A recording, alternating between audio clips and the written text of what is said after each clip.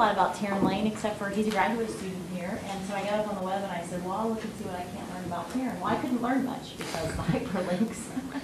I got back an error message that said they were down right now. Did you know that? When was this? Could be because of our problem, though. No, replacing memory in the link.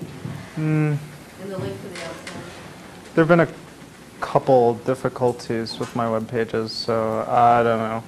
That's like about 93rd down on my maintenance queue. So No. I know.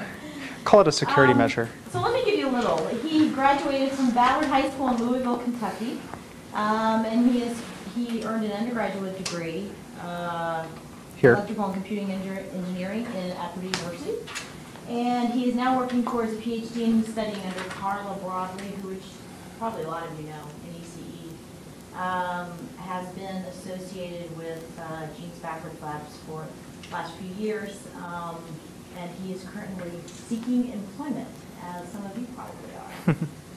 I've already quizzed him as to where he wants to go and why, and he's still not sure yet. So I guess in terms of what Terran's going to do when he grows up, he doesn't know yet.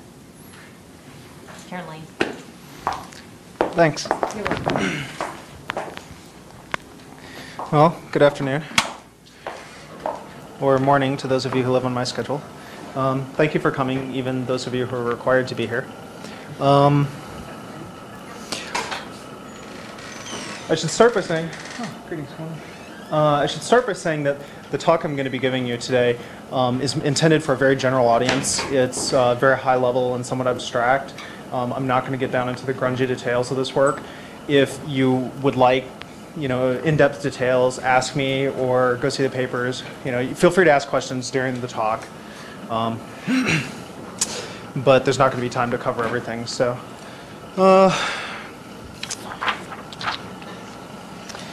I'll start by telling you a little bit about the problem that I'm interested in. Some of you may be familiar with this kind of problem, but may be new to others of you.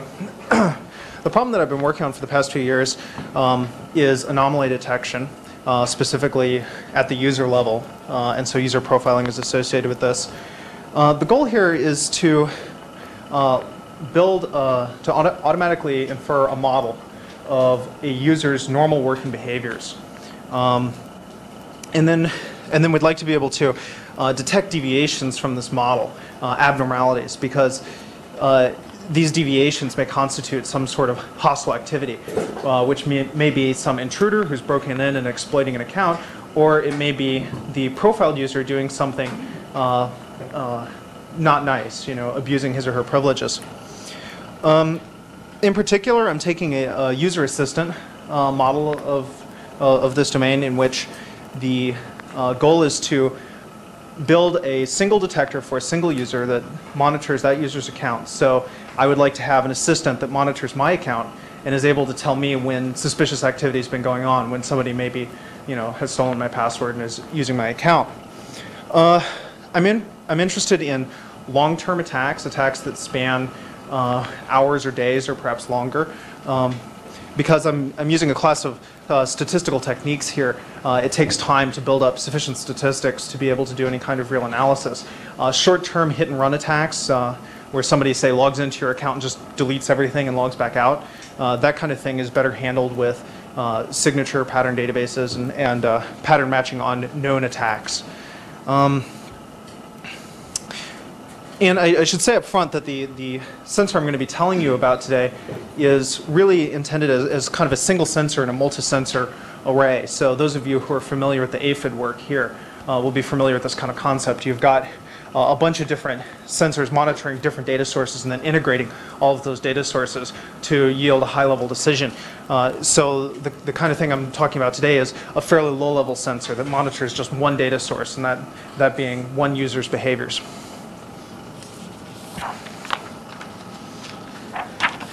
Well, so why do we care about this problem? Well, for some of you this may be obvious, but for others, first of all, in a very practical sense, there's no such thing as perfect security. We can't build systems that no one can break into, and even if we could, probably nobody would use them. They're all too busy off using Windows NT. And yet, in spite of this, we're all the time seeing more and more valuable and private data and confidential data being put on machines and being put online. The connectivity of the internet is growing just incredibly quickly, and a lot of the people who are going online now are home users or relatively, security naive people who may not consider the issues and may not know how to secure their systems. At the other end of the scale, we have sysadmins who are responsible for larger and larger LANs, thousands and tens of thousands of machines, and yet, often their support staffs are being downscaled at the same time. So we'd like to be able to do something to help these people out, and we're kind of taking a defense in depth sort of approach here, that the detection reinforces security, or reinforces the barriers. So if somebody penetrates the security barriers, we at least have a kind of backup that we can detect that something happened. And I should say that this kind of problem has been addressed at the network level, network intrusion detection systems, pretty steadily for the past 15 or 20 years. There's been relatively less work at the user level, watching user commands and user behaviors. There was some proposed work early on, but I haven't seen anything actually fielded, because this turns out to be a rather difficult thing to do at the user level. Okay, but I should add the caveat that I am, by training and kind of at heart, really a machine learning person. So what does this task look like to me as a machine learning problem? Well, it's fascinating from a machine learning perspective for a number of reasons. This is a task characterized by non-stationary data sources, or what we call concept drift. That is, the concept you're trying to learn, this normal user behavior, is constantly changing. People are always learning new behaviors, they're learning new commands and new ways to use their environment, and they're being subject to new tasks. Their environment is changing, and so we're not aiming for a single fixed concept here. So the system has to be capable of doing continual learning. You can't just train it once, turn it on, and let it go and leave it alone. And yet at the same time, we have to be able to differentiate these kind of normal user changes from anomalies, from the kind of hazardous situations that we're explicitly trying to detect, which may also appear to be changes or concept drift. This is a domain characterized by single-class training data, or unsupervised learning. That is, rather than trying to build a model of a bunch of different users, say build a model of me and you and you and you and you, and differentiate between them, and especially build models of all of our intruders or imposters and differentiate among them, we're trying to build just a model of one user and differentiate everything else from that. And there are a couple of reasons we do this. The first is privacy. If I'm building a sensor to protect my account, you may not feel comfortable giving me examples of your private behavioral data, because even though, well, I am perfectly trustable, you don't know where that data's gone once it's left your hand, right? And so there are these privacy concerns. So we'd like to only train the system on data that's available from the one user that we're trying to monitor. But there's a second issue, and that is coverage. That is, even if we have examples of some intruder data, and we build models of those intruder data, we have no guarantee that that's really going to reflect the next hacker to come down the pike. And of course, the system penetrators out there, at least the good ones, not the script kiddies, are kind of renowned for their novelty and innovation. So there's no clear-cut way to be able to say that what our model is really reflects them. So we'd really like to just be able to discard everything else. This problem is interesting because it deals with discrete temporal sequence data. There's been a lot of work on dealing with continuous time series data classification, but there's been relatively little on dealing with time series of discrete data points. And finally, we have to operate under resource constraints. Clearly a security system which obstructs the user because it sucks up too many system resources is not really going to be used. So it has to be resource conservative both in terms of space, although hard drives are cheap these days, and in terms of runtime, which is a somewhat bigger issue that I'll be talking about later.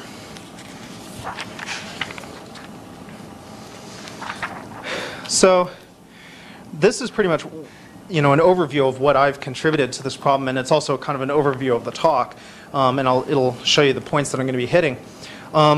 With respect to the machine learning community, this represents, you know, an entirely new class of problems to deal with.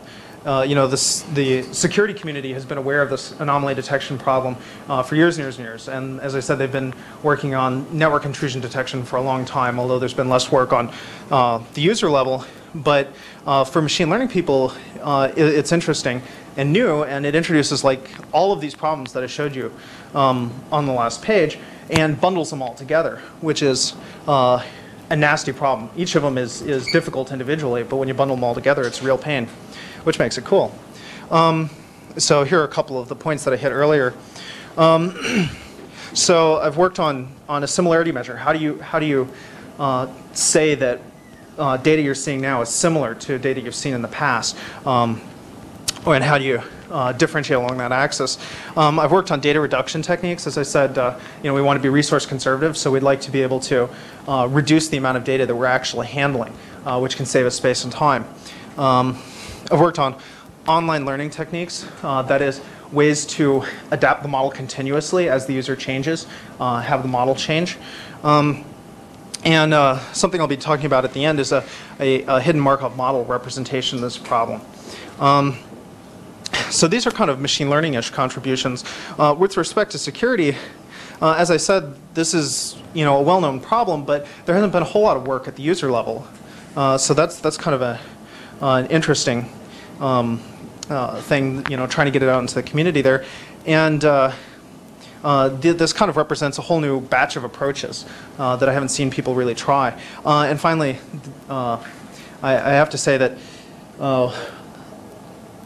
another contribution is performance evaluation. In a lot of the intrusion detection work that I've seen in the published literature, there isn't much in the way of performance evaluation. You can't really tell how well the systems are doing. They, you know, will give you this architecture and, you know, propose a bunch of features that they're going to be looking at, but they never really tell you what's useful. So I think it would be nice to kind of get a higher emphasis on performance evaluation out there.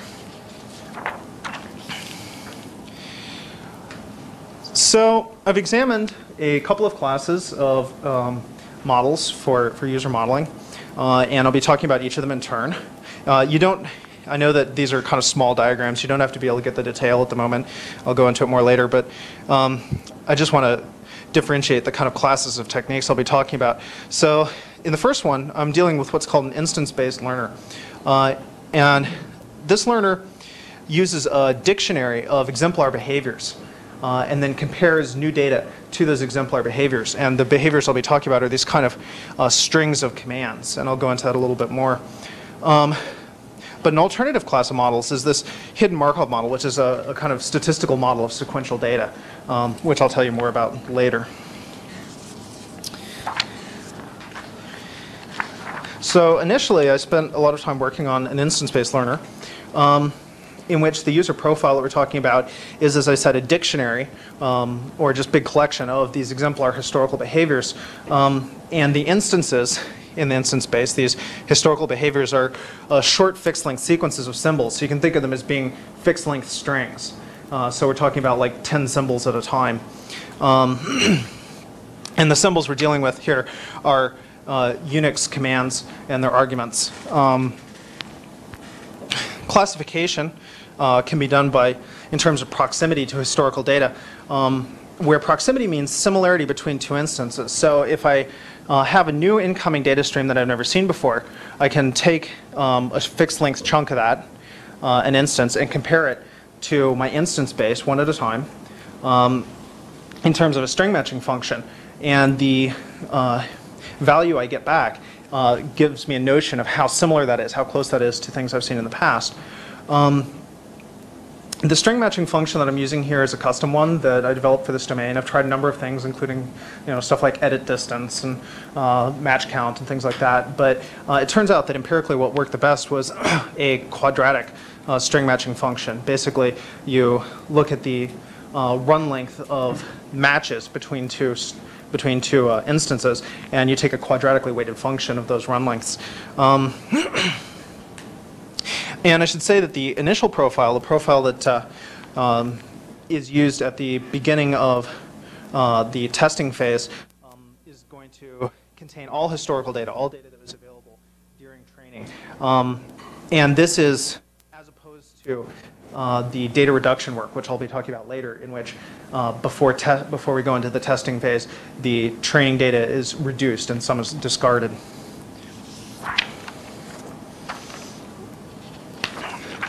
So here's kind of a data flow diagram of what the system is doing, and we'll go through this step by step. Up here in the upper left, in very small type, is the input data. This is a stream of Unix command lines concatenated together, so kind of undifferentiated, just stream of what you'd see on somebody's terminal. It's passed through a tokenization routine, which converts this into an internal format and removes file names.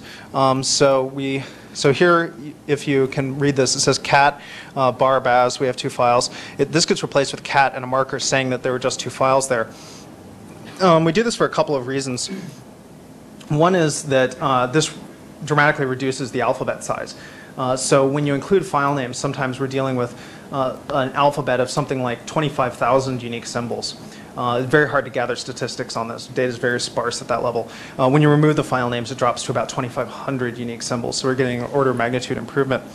But it's also interesting that what this means is that because we can't see the file names, we're really interested in, or the sensor's really looking at, people's behavior rather than content. We're looking at how you're modifying files rather than which files you're working on. This data stream is now compared to the historical profile. So this is the instance base I was telling you about via similarity function. This is the quadratic string matching function I was telling you about. And the output of this is a time series of similarity measures. So at each time point, we have a notion of how similar this stream is to this historical profile. Well, as you can see, this is pretty noisy. This is hard to do classification on. So we pass it through a smoothing filter and get this nice, much nicer, smoother curve out, which we can classify with respect to a threshold test that I'll be telling you about in a moment. And the output of that is a stream of decisions. So at each time point, we now have a decision as to whether what we're seeing is normal or anomalous. So then there's a feedback loop, which is used in the online section that I'll be telling you about later, which allows us to update the classification parameters or to update the profile as we run. But the work I'm going to initially be telling you about is entirely batch mode and takes place just up here.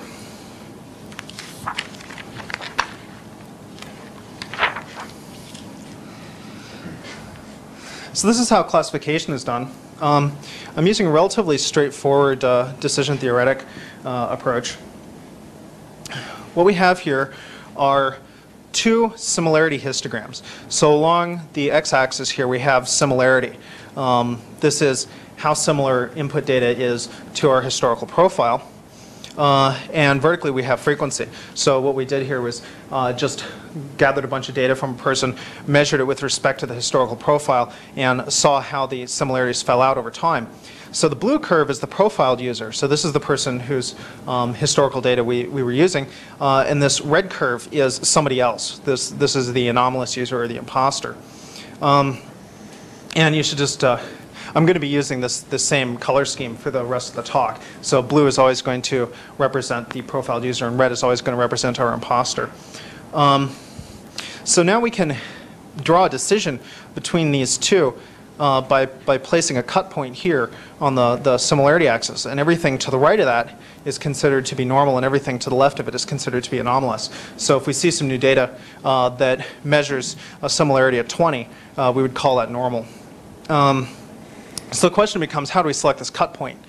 Well, in the decision theoretic sense, there's kind of an optimal thing to do, which is to select this intersection point. This yields what we call the Bayes optimal threshold. And it's optimal in the sense that this minimizes average misclassification over time. Unfortunately, this isn't really what we want to do in this case for a couple of reasons. One is that by assumption, we don't have this. We don't know what our enemy looks like, so we can't measure this curve, so we can't find this overlap point. But the second is that if we did put the cut point right here, you note that we'd have this huge area under here, And this would be a false alarm rate. So in proportion to this area, we would be throwing false alarms.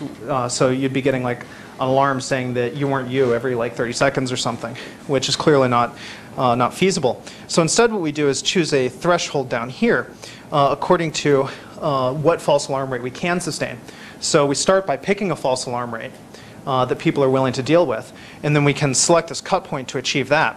Now clearly we've sacrificed all of this area over here under the red curve. All of these points will be misclassified as being normal, but we still have this region over here and the system is more nearly usable.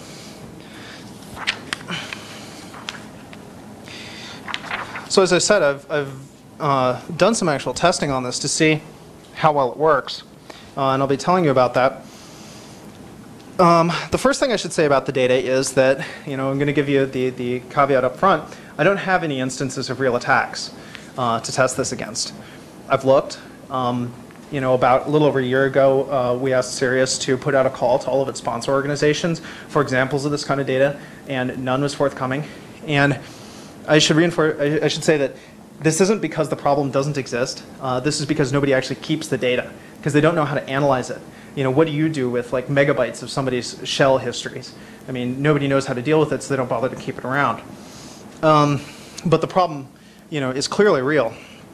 So what we can do is look at data from known users and compare two known users under normal working conditions. So I can build a profile from one user's data and then test another user's data against that. When the other user I test is the profiled person, so I'm testing someone against their own data. This gives us an idea of how well the system is doing at recognizing the known user. When I test it against somebody else's data, this gives us an idea of how well the system is doing at recognizing an intruder or an imposter. Now, clearly, this isn't the worst case scenario. This is not some sophisticated hacker sitting down trying to break the system. But what this does represent is kind of a naive attacker who's broken in, is unaware of the detector system, and isn't trying to defeat it actively. This may seem a little bit contrived, but when you consider the preponderance of script kiddies out there, if we could catch these people who are clearly naive, we'd be doing pretty well. So the data I'm actually working with is Unix command shell traces drawn from the C shell and the TC shell. I have two user groups that I've been examining. A group of data gathered by Greenberg at Calgary back in '88.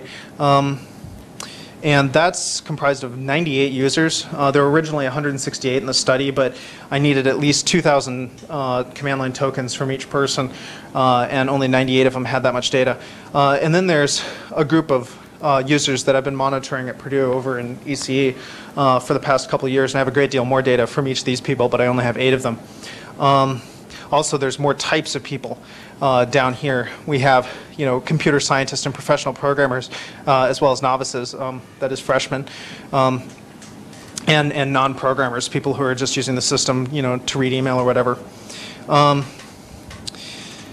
So the 2,000 tokens here represent one fold. That is, I can build one profile from each one and still have enough data left over to build a testing set. Whereas up here, because I have more data, I can do this 5 times. So I can build 5 profiles from this at different time points and have 5 sets of testing data available.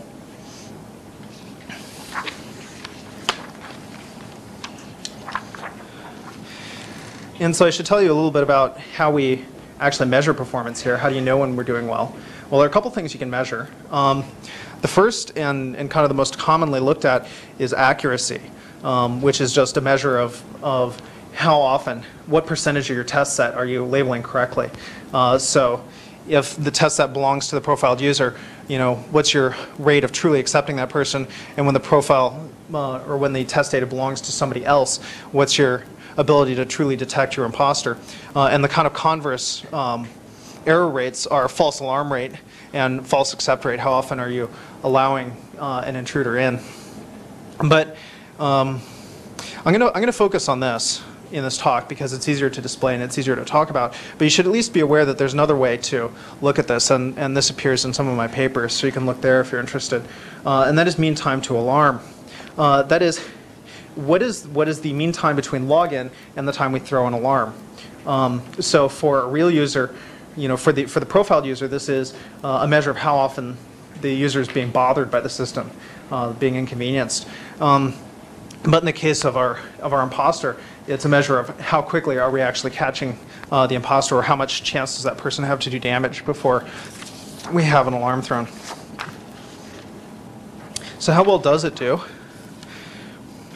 Well, here's some accuracy figures. These are accuracy histograms. So across the horizontal axis, we have accuracies. So from accuracy 0 over here to 1 up here. And vertically, we have counts of test sets. So this is this is the number of test sets which got 0 accuracy, and this is the number of test sets which got accuracy 1. Now, if you can see, you might notice that the vertical axes are different here. This goes up to like 20, and this goes up to like 6,000. Well, what's happening here is that this is on the Calgary data, which, as I said, had 98 users. So that means that we had 98 profiles generated, 98 chances to test against self. So there's a total of 98 points here. But we have 98 times 97 imposters. So for each user, we have 97 imposters. So there's a heck of a lot more data points over here. Well, kind of the base result here is that we're doing really well over here. We're doing great at catching our imposters. We got this huge mass up here and kind of just a little bit all across the board down here. We aren't doing so hot over here. We're promising. I mean, we have this very nice spike up here at accuracy 1 where we're doing perfect differentiation. And even we've got a lot of cluster of data up here where we're having pretty high accuracy, but there's maybe more points down here than we'd like. But there are a few things we can do to improve this, and a couple of them I'll talk about later. But one thing we can do, if you recall from the classification slide, you have these two histograms and a decision threshold that you can slide back and forth. Well, it's possible to slide the decision threshold kind of to the left to accept more data, which will move more of this up to here. But in doing so, we sell off some of this, and we lose accuracy over here. But clearly, we're doing very well over here, so it may well be worth it to make that trade-off. Well, so that's how well the system does kind of straight up. But what about this issue of resource constraints that I mentioned earlier? Well, clearly people are subject to changing habits, and we have to be accumulating these new behavioral instances over time to reflect these new tasks and new behaviors that people are showing, which means that our profile size is potentially unbounded. Well, this is a problem for a couple of reasons. Clearly disk space, but we're not talking about so much data that we're going to be overwhelming a 9 gig drive here. But what it does cause a problem in terms of runtime. Classification time is related to basically, well, k times like the number of data points squared or something like that. And so the more data you have in the profile, the longer it's going to take to do its classification. Now, if you're running this in batch mode overnight, that may not be a big issue. But if you want to run this in real time, in between every command that the user types, this is going to be an unacceptable penalty. So we'd like to be able to throw away some data. You can, of course, just do a straight up lossless compression, which will save you disk space, but isn't going to do anything for you in terms of time. Or you can do what's called feature selection, which means that for each of these fixed length strings, these instances we were talking about, you can go in and throw away some of the symbols in it and make the string itself shorter. And if you do this over the entire profile, you've removed a lot of data.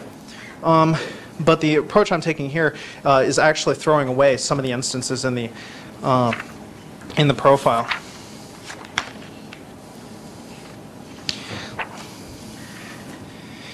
The first way I approach this problem is a utility-based instance selection. This means that we're trying to get a measure of how useful each point in the profile actually is, and then we can throw away the ones that don't look like they're very useful to us. And we can measure this with respect to some independent set of evaluation data, where this is gathered from only the profiled user. This isn't data from some other user, some imposter. And the particular measure of utility we're going to use here is in terms of locality of reference. The idea is that if someone has done something recently, they're probably going to do it again. If they're running GCC, 2 commands ago, they may well be running GCC again soon, when they fixed a couple more bugs. So you can do least recently used. You can look back in your data set and see which of these points was actually used for classification recently and throw away ones that haven't been used recently. Or you can use, throw away ones that aren't frequently used. Or you can just throw away the oldest things in the data set. Or of course, you can just randomly pick some to throw away. And the key point about this is that this method is employing a relation between data that's in the profile and some external data set.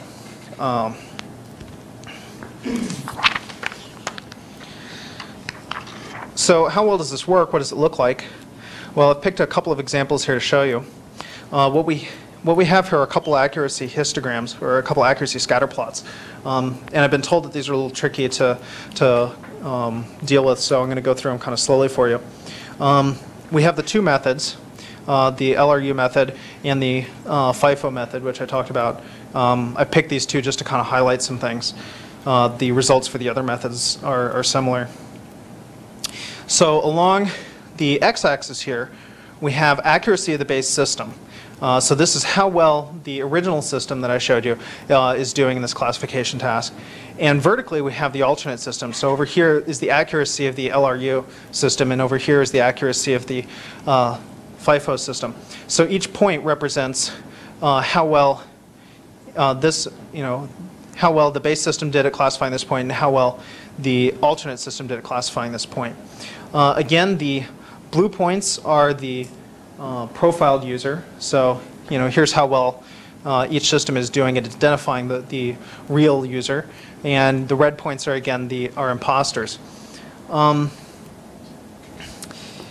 So this diagonal here is the ISO performance curve. So this is points falling directly on the diagonal are where each system did equally well on that point. When a point is to the right of the diagonal, it means that the base system did better at classifying it. And when a point is above the diagonal, it means that the alternate system did better at classifying it. Well, the really dramatic result in this plot is that we have this really clear separation. We have all of the real user points down here. The base system is doing much better on all the real user points, and the alternate system is doing much better on all of the imposter points. This is a kind of interesting result, and we kind of have to wonder, why do we get this perfect separation? Well, it turns out that if you look at the decisions that the various systems are making, what's happened here is that these alternate systems, LRU and FIFO, have kind of learned the wrong thing in this case. They've learned the generalization that everybody is nobody is the real user, so everybody is an imposter. Okay, well, that's really good when you're in fact dealing with an imposter, because it means that if you're actually dealing with an imposter, great, they have a much higher chance of identifying that. But when you're dealing with the real user, this is bad. If we have this bias saying that everybody's an imposter, including the real user, then we're throwing a lot more false alarms than we need to. So, this is really kind of disconcerting, because learning the wrong thing is clearly not what we want to do. Fortunately, there's an alternate approach to this. Instead of doing utility-based instance selection, we can do what's called clustering, where rather than trying to remove low utility or non-useful points, we're trying to remove repetitive data. So data that we already have represented in the instance space somewhere. So we're going to group points according to some global measure of similarity, where this notion of similarity is in terms of that string matching function, that quadratic string matching function I talked about earlier. And then we can represent a cluster by a single exemplar and throw away everything else in it. So here we have a kind of example. We have this smear of data, which can actually be represented by these 3 clusters here. And now you can choose just the center point of each of these clusters to maintain and throw away all the other data in that cluster, which gets us a lot of data savings. Now, as opposed to the utility-based methods here, this is employing a similarity only among data within the profile. We're not using any external data.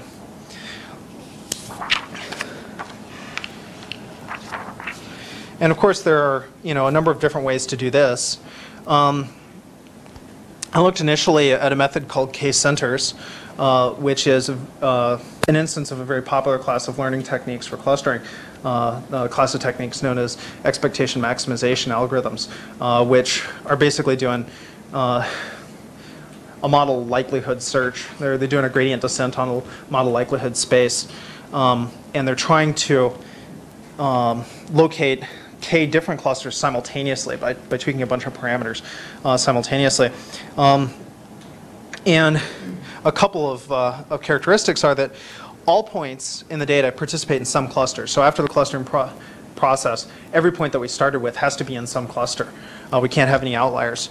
And that we have to know this value k, the number of clusters we're looking for, up front. So, but there's this real question, like, how many clusters are you looking for in this data? How many, kind of clumps of behavioral types? How many different types of behaviors do you exhibit? Well, how do we know this ahead of time? Well, we don't. So there's another way to approach this. It's a kind of greedy clustering algorithm that I developed for this domain, which is attempting to build clusters sequentially. Rather than trying to get them all at the same time, we try to build, we try to find the best cluster we can now, the smallest, most compact cluster we can at the moment.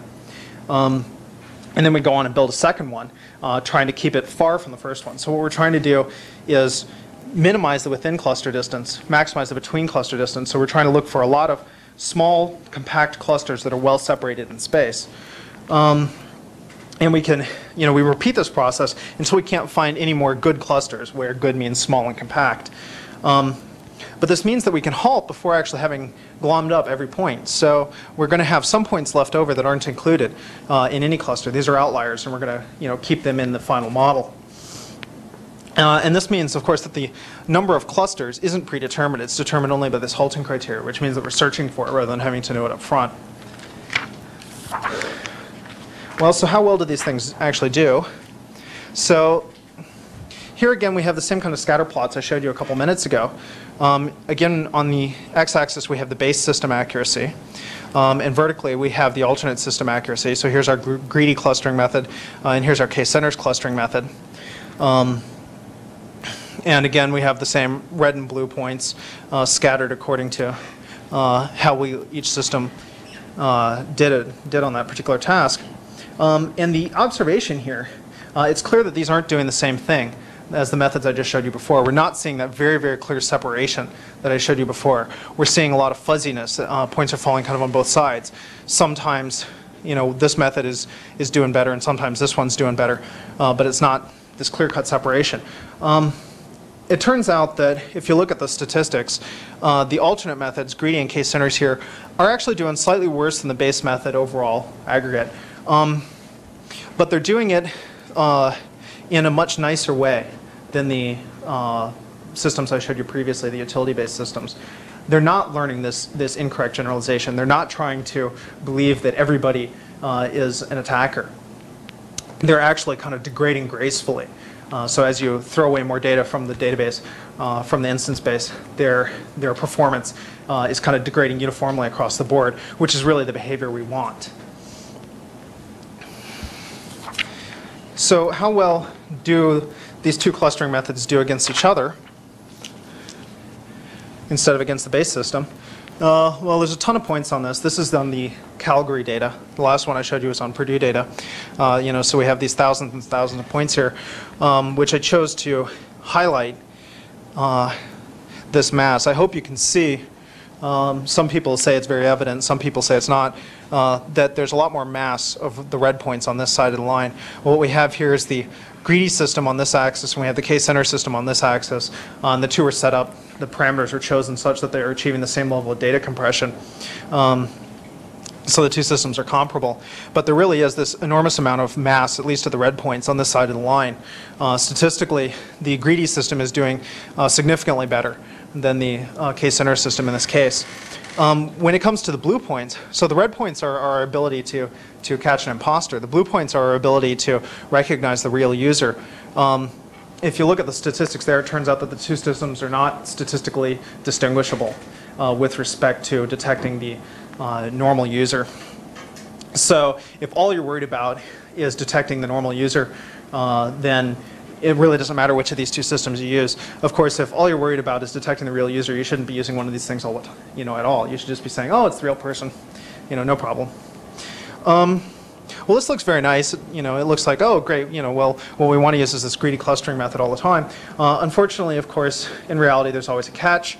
And that catch here is that this is kind of a snapshot at about a 67% level of compression.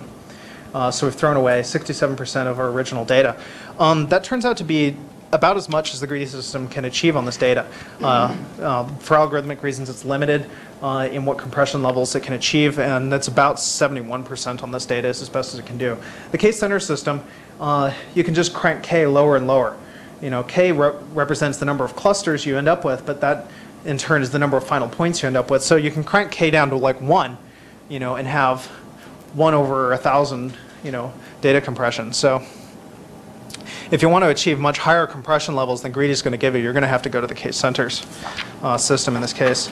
And so that's kind of, the conclusion for this section is that if you're doing instance selection in terms of this utility-based selection, we get this nobody is the valid user problem, at least for the methods we've tried here. The clustering methods don't do that. The greedy system works better over a limited range of compression, but k-centers can really get to a much higher compression level. So let's see, how am I doing on time? Whew, okay. It looks like I'm not going to have time to tell you much about the concept drift work. If you're interested in that, you can see me afterwards, or I can point you to some papers. But I will get into an alternate class of models that I've looked at, these hidden Markov models, which I mentioned earlier. And so for those of you who may not be familiar with these, you can think of an HMM as just being a statistical model of sequential data. And, because if from a computer science background, you may be more familiar with finite state machines. So you can think of this as kind of a stochastic DFA. So over here we have this 3-state state machine with these stochastic or probabilistic transitions between the states. But an HMM is a little bit more than that. It's doubly stochastic in the sense that you don't get to see the state directly. You don't have a state emitting a single token. Instead, each state is associated with a distribution over tokens. And at each time point, when you look at the machine, what you get out is not this state, but something drawn according to this distribution. And what this allows us to do is to represent different behavioral contexts. So up here, if you can read it, we have a lot of weight up here on the commands ls and cd. So this state might represent somebody navigating through directories, whereas down here we have a lot more weight on the command vi, which means down here the person may be editing something.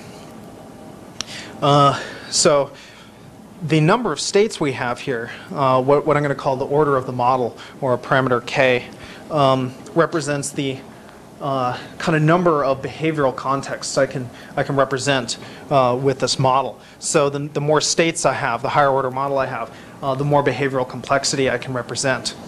And these models are really nice because there's a lot of very nice, tidy mathematical ways to learn all of these values and to construct these things.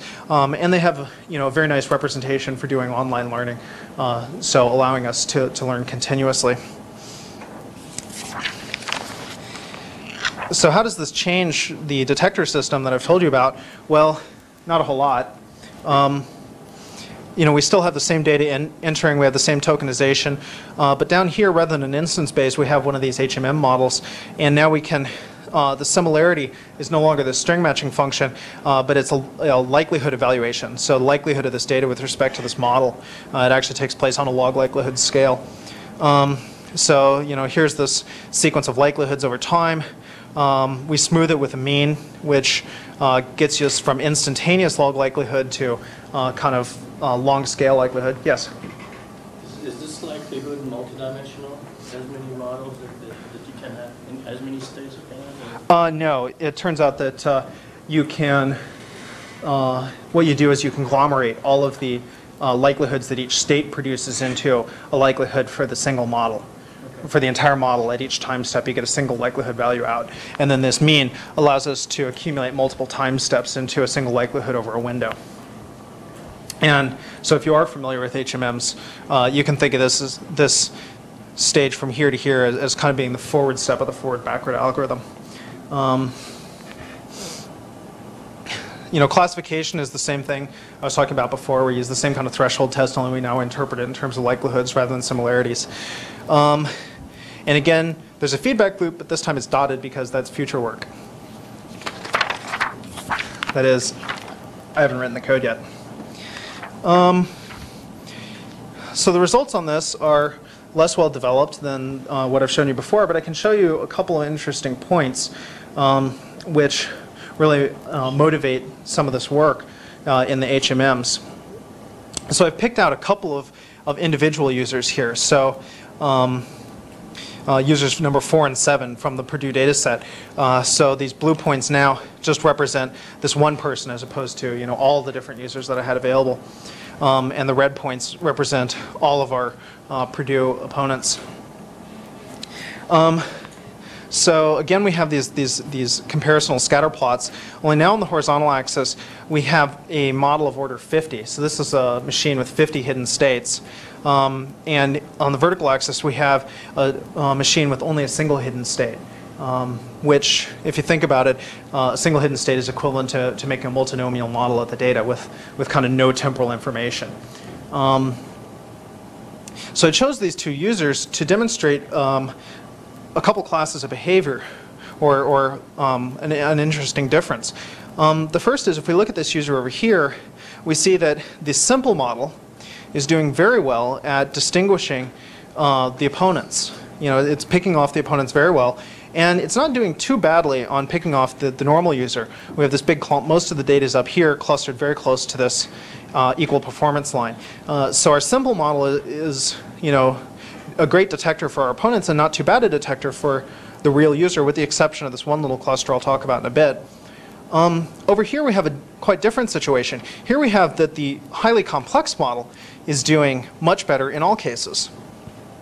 We're doing really great at detecting our opponents all down in this region, and we're even doing better up here with detecting the real user. Well, what's the explanation for this, and why is it so neat? Well, if you look at what these two people are actually doing, what their actual data looks like, you see a big difference. This user's data is very, very simple. Behaviorally, is that a question or no? Okay. Oh, please. Oh, not a difficulty. Yeah. So this user's data is very simple to look at. In fact, what we're seeing here are things like 1,000 instances of GCC in a row. Obviously, this guy had a lot of bugs in his code. This data is a lot more complex. Here you're seeing multi-stage pipelines. You're seeing looping control structures at the command line. You're seeing, Perl shell scripts being written in the command line, things like that. A lot more complex data. This is me. So what this tells us, this is kind of a correlational result rather than a causational result, but what it tells us is, or what it suggests, is that there's this correlation between the complexity of the user's behavior and the complexity of the model needed to represent them. So over here we have simple data. Simple model represents it well, with the exception of this one little cluster down here. And if you look at this, in fact, you find out that this is the person deviating from just typing GCC and typing, a few other commands as well. So here you might need a little other, model complexity. Over here, very complex user behavior, very complex model. What this suggests is that if we can now detect the order of the model that is appropriate for the user, then we have a way to detect the user's behavioral complexity. Rather than having to go the other way. And I think I can do that, but that brings us to future work. Where I'm going now is to build adaptive statistical models that can model non-stationarity. So you have these models that are continuously learning rather than training in batch mode, as a lot of what I showed you here was. They can continually update their parameters. And in particular, I'm looking at class of models called single-step recursive updates, updated HMMs with order identification. And this with order identification here is the part that means that I can maybe detect online, or as it's running, how many states I actually need to model a person, how many classes of behavior they're exhibiting, how complex their behaviors are. And that means that, maybe I can, dynamically, as the system runs, detect how complex a user is sitting at the terminal. And this is, this could be very useful too, in this task if I can, if I have a, two-state person, some freshman who's just come in and only knows how to do, email and read news at the moment, and all of a sudden it jumps up to like an 83-state model person, then that's a pretty good sign that there's something funky going on. I'm interested in doing feature subset selection. What this means is, through this entire talk, I've been talking about one data source. I've been talking about shell command line data. But clearly, there are hundreds, if not thousands, of other possible data sources that you could look at. There are, memory footprints and time of day and, typing rate and GUI events and mouse clicks and all sorts of things like that. A lot of people have proposed using different ones of these features, but I haven't seen a good comparisonal study which tells us which of these are actually useful to use. So that's something I'd like to look at. I'm interested in multi-sensor integration so combining these kind of models that I've got with other models monitoring the user to yield a kind of better overall estimate. There are a lot of results in the machine learning community which tell us different ways to make these kind of combinations, models like boosting and meta learning. And within the security community, there are a lot of systems or a lot of projects ongoing at the moment to develop these multi-sensor hierarchical detector systems that integrate a bunch of data sources. So here at Purdue we have APHID, and SRI has Emerald, and there are a couple of other projects ongoing that all use this idea of multi-sensor integration. And of course there are other models still to look at. I've showed you two today. I've showed you instance-based models and HMMs, but they're both effectively Markov in a statistical sense, or what you might think of as being somehow equivalent to a finite state machine. But you can step beyond that to context-free grammars or even probabilistic context-free grammars. There's a class of models called a Bayesian inference net, and there are still others to be examined. And of course I'd like more data to do this on, and currently working with Diego here to, and hopefully some of the students in CERIAS to be able to get some more data to test this on. And of course I'd like real attack data if I can get it. So if anyone happens to have a recording of some hacker coming in and trashing your system, I would love to have it. Yeah. Consider setting up a system and inviting people to it? Yes, actually that's been suggested a couple times, and I considered doing it, and I asked Spaff, and he's like, oh no, you'll just get posers if you do that. Let's not open up that can of worms. So I don't know. Yeah. I think what I would like to do in the short term is ask local people, actual security experts, to try to attack it rather than just anybody in off the net. I'd like to get some people here in CERIAS who actually know what they're doing to try to attack this and see how well it stands up against an actually determined attacker who knows that the system is present and understands how it works. But yeah, clearly there are some things you could do to try to get real data, or at least semi-real data. So, and I should also insert kind of here at the end that this can be used for more than just anomaly detection and for more than just security. We can use it to do skill assessment, especially if we can detect the user's behavioral complexity. We can do, maybe automated tutoring or automated help systems, hopefully better than the Microsoft paperclip. Stepping back from users, we can perhaps identify people as being members of groups. So I can identify that you're a programmer, or you're sysadmin, or you're whatever else, and then be able to suggest tools or help files or other documents that have proven in the past to be useful to that user group.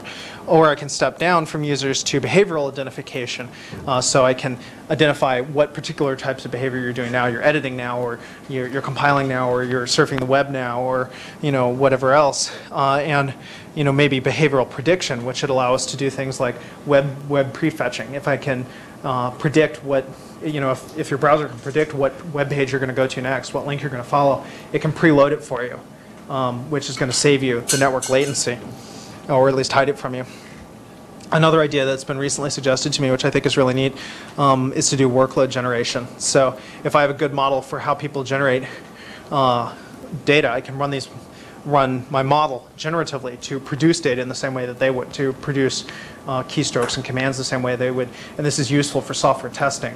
If I can generate, say, GUI events in the same way that a user will, I can throw this stream of GUI events against your program that you're developing, and you can find out where it crashes without having to have a dedicated software test person sit down there and click on the thing a million times in a row.